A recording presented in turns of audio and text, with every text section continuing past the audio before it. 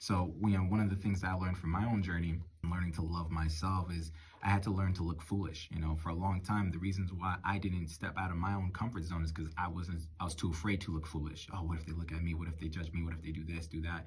And I don't know about you guys, think back to your own self where you had a moment where you had that inner conversation. It was like you wanted to go do something, your heart was kind of calling out to it, but the anxiety and the nerves, they were just holding you back from actually going to do it, and for myself, the first time I really faced the anxiety and the nerves is when I was back my freshman year in college. It's about like 10 years now, like 8 years probably, not that old, guys.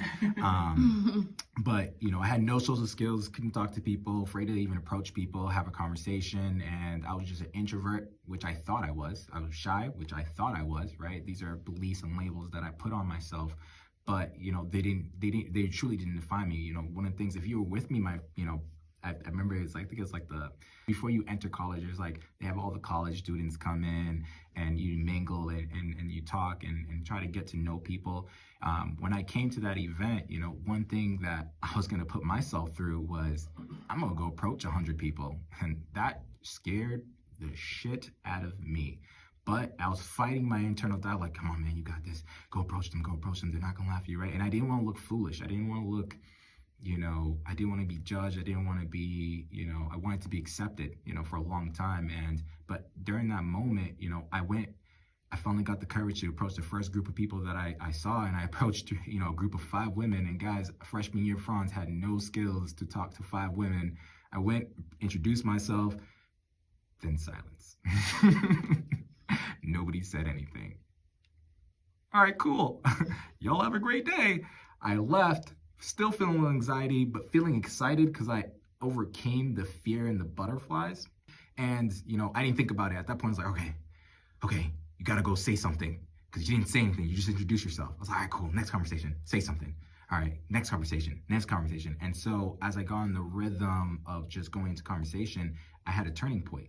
Something changed, something switched in my mind, which said, wow, well, I'm not looking foolish at all, and I'm actually getting better. I'm actually seeing that I'm not a shy, introverted guy. I'm actually having conversations, holding conversations, entertaining people, having fun, telling stories, and I never seen this side of myself before.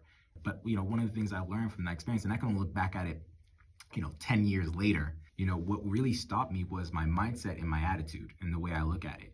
I don't know if you guys ever read the book Man's Search for Meaning by Viktor Frankl. He has a really great quote. It's about this man who was in a concentration camp during World War II, and he was telling about his experience. And the one quote that really stuck out to me from that book is, everything can be taken from a man but one thing, the last of his human freedoms, to choose one's attitudes in any given set of circumstances, to choose one's own way. That freshman year, Franz had a turning point to change his attitude on how he saw himself. I started seeing myself as an extrovert. I started seeing myself as someone who can hold conversations, have good times with people. And next thing I know, I started being that person. I started just letting myself go and was okay looking foolish in the process. And I had to really come to terms with that. What was I afraid of? Truly, what was I afraid of? And, I leave this with you guys. The one thing that we have control over is our own attitudes. It is our own beliefs. It's the labels we put onto things that really define us. So what labels are you putting on in your life? Not only for yourself, but the things that you don't want to do, and 3 key lessons I got from doing that exercise, and it helped me throughout the rest of my life, because that's a story I always go back to. I had such a great experience with, is I had to let go of my limiting beliefs. And I still had some limiting beliefs, guys, just sharing that, but I started letting go of some of them. It was a process of letting go of the things that no longer served me. And then not only that, I got a glimpse of my potential and what I could do. I no longer started seeing the labels of the limitations that people were putting on me as something that I have to adopt. I was like, nah, I'm good.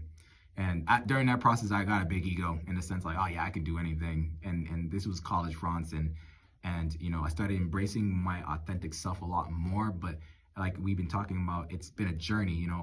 For me, it's been cycles more than anything. And that was like the first time I broke the cycle that I had for myself, and first learning to love myself and going through that process of loving myself.